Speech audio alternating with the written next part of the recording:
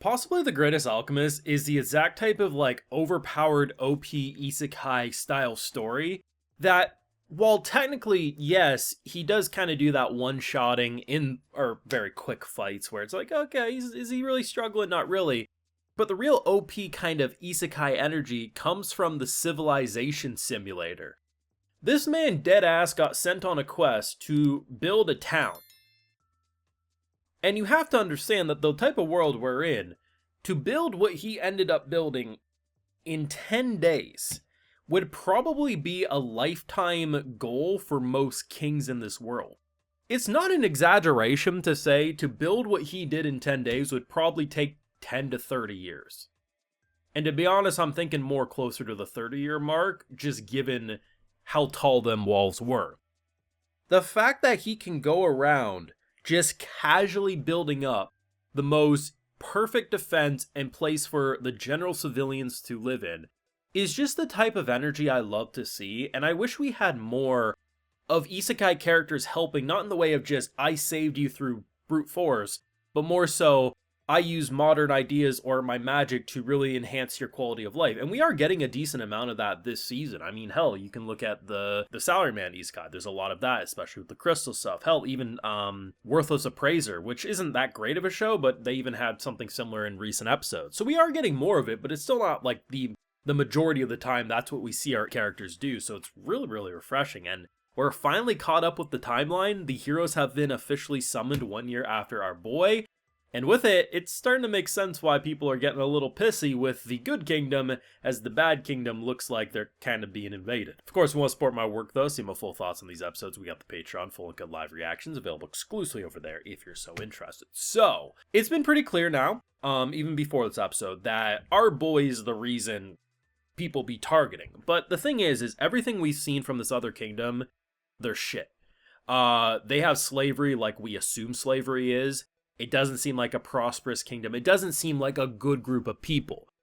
And at the end of the day, there's this other kingdom that pretty much is just prospering. We have Takumi as a character who's making life amazing.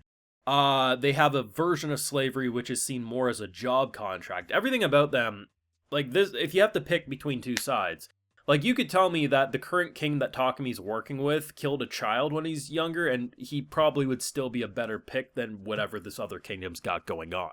Might need to take him off the throne, but still, it's very clear the difference in quality of life. What's interesting is that the current rulers that he's working with are aware that, like, hey, we're pushing in to enemy territory. Like, not that they're currently on their lands, but by building a fortress, it's a good spot to keep an eye on them, and you can see, like, I think they've been suspicious for a hot minute that they probably can't trust this kingdom, and maybe they're trying to make a preemptive strike, I don't know.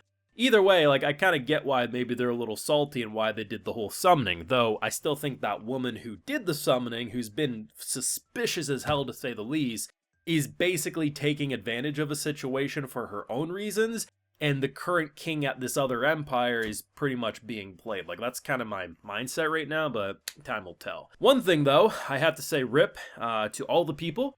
There's been a small handful, and I have to say this, I'm not insulting you. I respect the hustle. I myself have had theories that everyone told me were wrong, but I died with them. I said, you know what, I'm committing to the bit. And even when they didn't happen, I said, you know what, I committed to the bit. I did what I need to. For a while, there's been some people who have been very obsessed with the fact that the last girl in the opening was going to be the horse. Which to me, I thought there's no way, because the horse is very clearly a separate character in the opening. Well, you know what? We got our answer. It was indeed a separate character. But I have to say, I myself have had my own theories that people told me were stupid. So I can respect the people that even after seeing the horse as a separate character, you know, still stuck by their guns. I respect it. I really do. It's just... it's funny because it just turned out she was a girl who lost her husband and now is a maid for us. It's like, yeah, that was pretty calm. Wasn't also expecting to see our Golem pal with us, because I just assumed when we were building into bringing in a new character, oh, the girl with the ears was going to be our tank. No, it kind of looks like our Golem's our tank, which makes sense. I mean, if anything, I guess maybe we could build her into being like a Haruhime from Danmachi, maybe more of a support. But if she just turns out to be the girl who just, honestly, we needed a helper, I'm okay with that, surprisingly. It's funny, though, because our boy, like, starts the episode off, let's go adventuring. Here's S rank beast, and they barely struggle. They have such a powerhouse that at one point the horse gets summoned, headbutts the thing, and levels up. Like, this is the perfect example of someone showing up on the final day of group project and taking all of the credit. Like, I'm not saying the headbutt wasn't useful, but I don't know if the horse, did enough to necessarily warrant a level up, but I guess EXP share be built different. Or our boy throwing a lightning sword down the gullet. Just very fun. Like, the animation for that fight was not good. It was mostly static images and, like, slideshows. But the art direction for the show is solid enough that it remains consistent in, like, a static visual. That, like, yeah, like, I understand, like, I'm not saying this is, like, damn, like, I love the animation. It's just, like, it's serviceable, and it never feels bad. Like, at most, I say, I can tell they're avoiding animating, but at least the art's fine. Like, and it's better than a lot of these shows can say, typically. There's a lot of interesting things at play, because, like, prior to this episode, I thought you summon the heroes because clearly all the new technology being built, like, they don't want to get threatened. But now it's like, oh no, like, we were actually pushing into them a little more to observe them, and in a way, like, from their point of view, it could almost be seen as like an act of war or an act of aggression.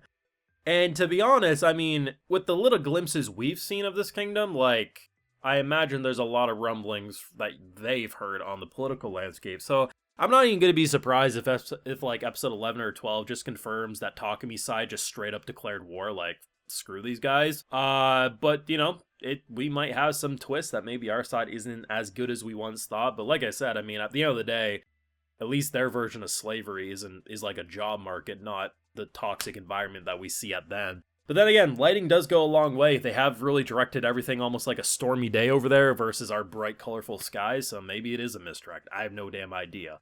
All I know is that this is the type of broken isekai I wish to see more of. Not that I don't like the overpoweredness, like my instant death ability. I love that type of shit. But I just get such a kick on political stuff and economic stuff and agriculture and all that type of stuff, and seeing OPness. Like, the start of this show, when our boy left the village that first helped him, he set them up with defenses because he knew he wasn't going to be there, and he wanted to make sure they would survive without his help.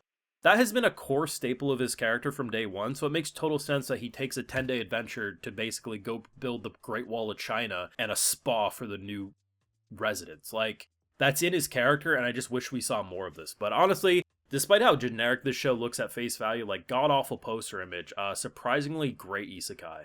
I love it. You let me know your thoughts and feelings down below. What did you think of the episode, and where do you think the last couple are going to go now that the heroes are officially summoned and our boy's tad worried? Do let me know. Leave a like if you enjoyed, subscribe if you're new around here, of course ring that bell, and like I mentioned, full live reactions over on Patreon, and hey, while you're over there, I'll also give you a video shout out. Alright, so today we got Gullion, Snatcher, him, Thomas, Chris Bollieu, Sam the Ace, and we also have Kevin Cav, so I appreciate the support, everyone. Please take care, and y'all have a good one.